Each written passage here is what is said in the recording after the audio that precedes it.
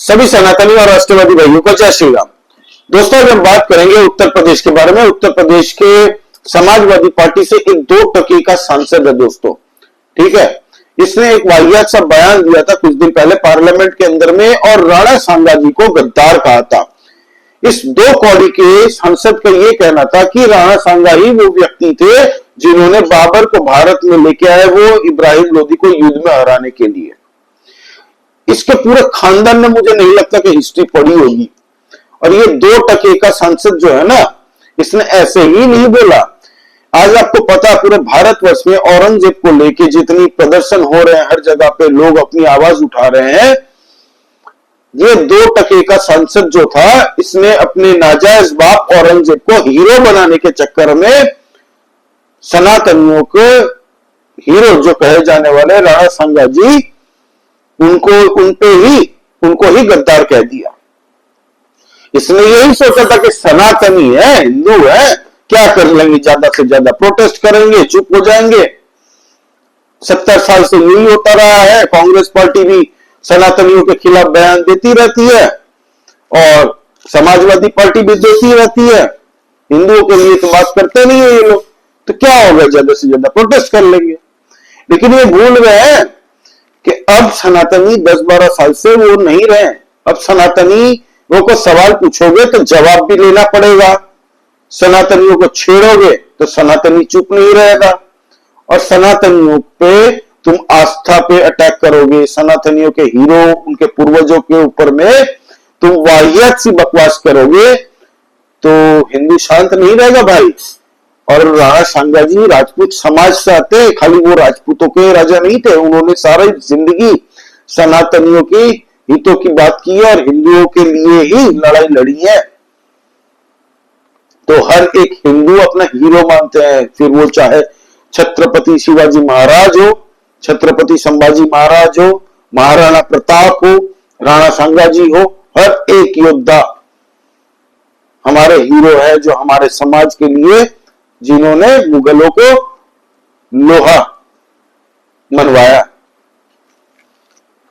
अब दोस्तों, विरोध इस स्केल तक बढ़ चुका, पूरे भारतवर्ष के अंदर में लोग रामजीलाल सुमन को और समाजवादी पार्टी को लपेट रहे हैं।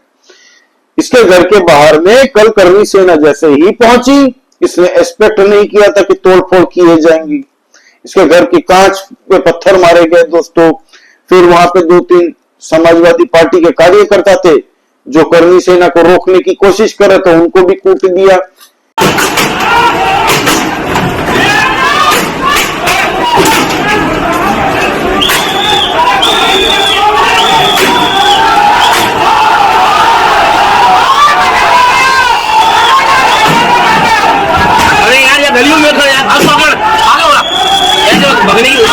पुलिस प्रशासन आ गई और करनी सेना को समझा बुझा के वहां से भेजने की कोशिश की। हालांकि कुछ लोग इसमें घायल हुए क्योंकि पुलिस प्रशासन को लास्ट में लाठियों का यूज करना पड़ा।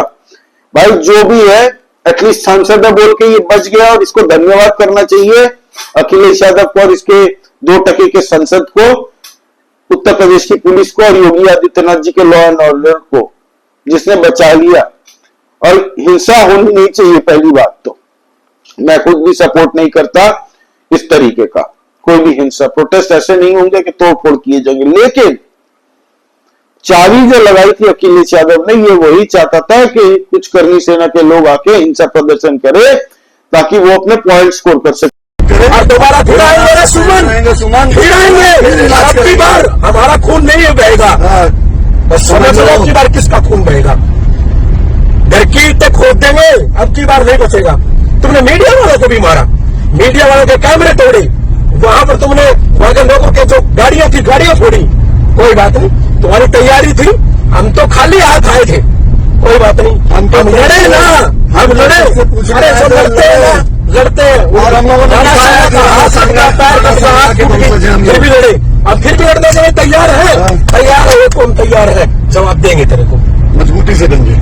और अखिलेश यादव जी आपको जवाब देंगे, हम आपको जवाब देंगे, वोट की चोट से जवाब देंगे। और ये भड़ुआ जहां भी मिलेगा ना, माफी राणा सांगा के वहां पर जाके माफी मांगेगा, माफ करेंगे, नहीं वो हल करेंगे, फिर आ रहे दोबारा, फिर आ रहे। तुमको जो होता है वो कर लेना, अखिलेश के गुंडो देख लेंगे, कोई बात नहीं। अब मीडिया के सामने आके अखिलेश यादव खेल रहे हैं कि हमें राजपूत समाज की हितों को हम आहत नहीं करना चाहते थे, लेकिन इतिहास तो यही कहता है।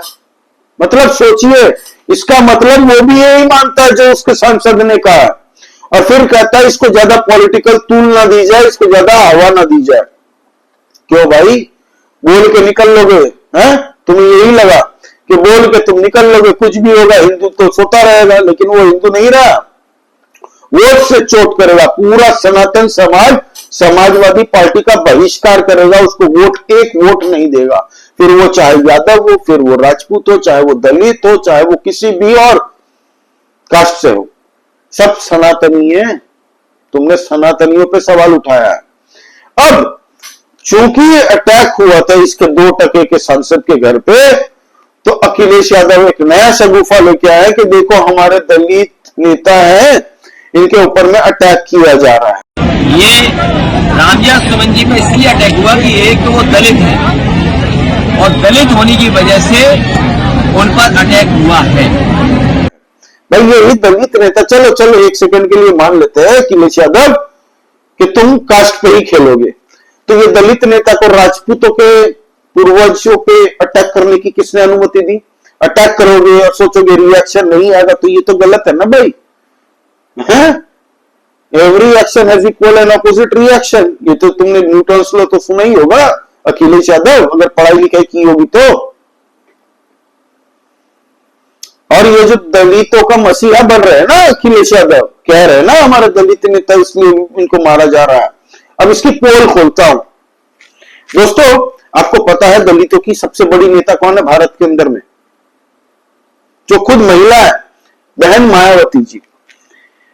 गेस्ट हाउस कांड आप लोग टाइप करके देखिए गूगल में, गेस्ट हाउस कांड, गेस्ट हाउस कांड मायावती गूगल करिए, आपको पूरी डिटेल पड़ जाएगी। मायावती के साथ में इन लोगों ने क्या करने की कोशिश की थी, इसके बाप ने, इसके बाप और समाजवादी पार्टी के नेताओं ने इसकी, बोलते हैं ना ये जो दलितों का मसीहा बनता है, मायावती जी को उस दिन निपटाने की पूरी कोशिश की थी गेस्ट हाउस के अंदर में। क्या क्या करने की लोगों ने कोशिश की थी, आप पूरा वो पढ़िए आर्टिकल में, अपने मुंह से नहीं बताना चाहता। वो एकमात्र दोस्तों महिला होके भी उत्तर प्रदेश की इतनी बार चीफ मिनिस्टर रही है और दलित समाज से आती है और दलितों के हित में बात करती रहती है। तब इसके पिताजी ने वो कांड करवाया था, गेस्ट हाउस कांड। अब दूसरी पोल, आपको पता है दलित समाज इसको कभी भी वोट नहीं देते थे और आज भी नहीं देते हैं अखिलेश यादव को। जिंदगी में समाजवादी पार्टी को वोट नहीं देंगे दलित समाज, और ये अखिलेश यादव जानता है। मुजफ्फरनगर दंगा किसको याद नहीं है? सबको याद होगा। आप लोगों ने, जिसने नहीं पता वह आप प्लीज गूगल करके देख लीजिए। वहां पे एक वोट बैंक की कौम है इनकी, ठीक है। वहां पे मुसलमानों के द्वारा दलितों के ऊपर में जो हमले करवाए गए मुजफ्फरनगर दंगों में, कितने लोगों को जेल में बाद में डाल दिया था जो बेकसूर थे, जिनका लेना देना नहीं था इस दंगों में। अखिलेश यादव ने दलितों के साथ बदला लिया था। खाली दलित नहीं था, उसमें पूरा हिंदू समाज ही था एक तरीके से, लेकिन मेजोरिटी दलित थे। क्यों? दलित वोट नहीं देते समाजवादी पार्टी को, ठीक है, उनको एक सबक सिखाया जाए। आजम चाचा चलो सबक सिखाओ। सोचिए आप, ये 2 कौड़ी का चीफ मिनिस्टर बना था, एक टाइम चीफ मिनिस्टर बनाना, ये कभी नहीं बनेगा उत्तर प्रदेश का चीफ मिनिस्टर, देख लीजिएगा। इसके बाप ने भी जो कांड किए हैं, इसके बाप के भी कम कांड नहीं है।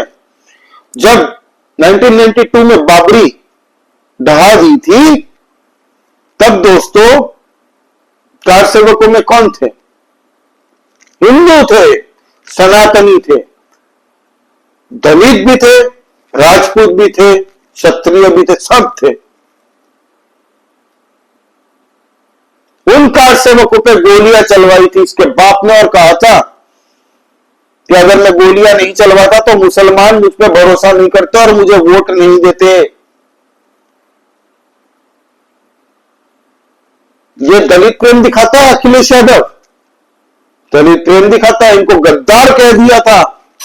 आपको पता है, आई थिंक 2014-15 के टाइम में उत्तर प्रदेश के अंदर में एक मीडिया कहां पे भाषण दे रहे थे, कौन तो बोला, हाँ दलितों ने हमें वोट नहीं दिया तो हमें कोई ज्यादा फर्क पड़ता नहीं है, वो ऐसे भी हमें वोट देते नहीं है, उनकी मर्जी, हम तो बोल देंगे भाई वोट दो, नहीं देना तो फिर ठीक है, अपने अपने रहो। फिर मुजफ्फरनगर दंगा होता है, वहां पे ट्रीटमेंट दी जाती है इन लोगों को। और दलितों को आज दलित ये वो मत करो, ब्राह्मण राजपूत ये मत करो, आज सब हिंदू है भाई। महाकुंभ में किन्होंने डुबकी लगाई, कोई नहीं पूछ रहा, सब सनातनी वहां पे पहुंचे थे, सनातनियों ने डुबकी लगाई। आज हम लोग सड़क पे चलते हैं, रेडी पे खाना खाते हैं तो ये पूछ के नहीं खाते भाई तुम दलित हो तो नहीं खाऊंगा तुम्हारी दुकान से, सब खाते हैं, सब धंधा करते हैं, बिंदास अपना खाते पीते हैं। हिंदुओं को बांटने की जो राजनीति कर रहा है ना ये अखिलेश यादव और कांग्रेस पार्टी, ये सोच रहे हैं कि हिंदू बंटने के साथ पूरा भारत खत्म हो जाएगा, इनके पूर्वज मुगल आके कुछ उखाड़ ना पाए, अंग्रेज जिसका कुछ ना उखाड़ पाए, ये लोग खत्म करने चलेंगे सनातनियों को। यादव समाज उत्तर प्रदेश के अंदर में 50-60% यादव समाज आज की डेट में वोट नहीं देता। अखिलेश यादव को ये भी पता है, अखिलेश यादव इसीलिए बौखला गया है और पूरी तरह से इफ्तार के खजूर खाने सबसे पहले फ्रंट सीट पे पहुंच के फोटो खिंचवा रहा है।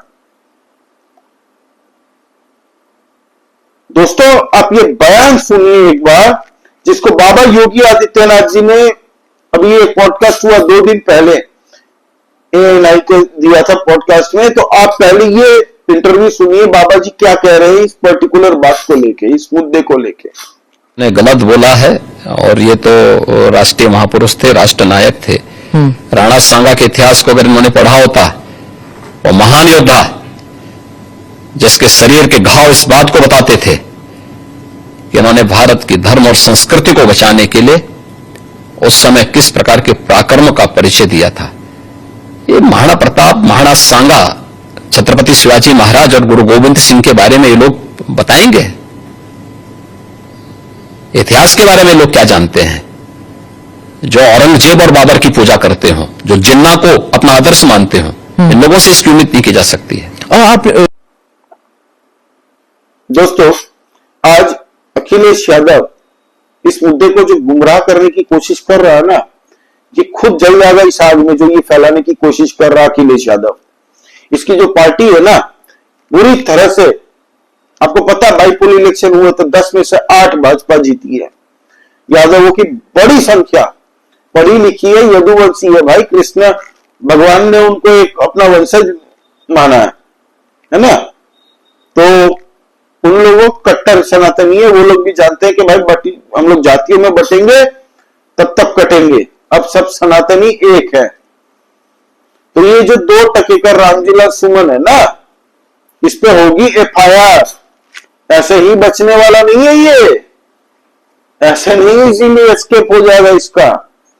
बोलने से पहले 50 नहीं 500 बार सोचना। कोई भी सांसद हो भारत में के अंदर में बिना रियलिटी हिंदू सनातनियों के बारे में जो ये बोल के निकल जाते थे पहले, अब नहीं होने वाला। ये कांग्रेस पार्टी हो, समाजवादी हो, आम आदमी पार्टी हो या दीदी की पार्टी हो, सनातनियों को टेकन फॉर ग्रांटेड लेना बंद कर दो।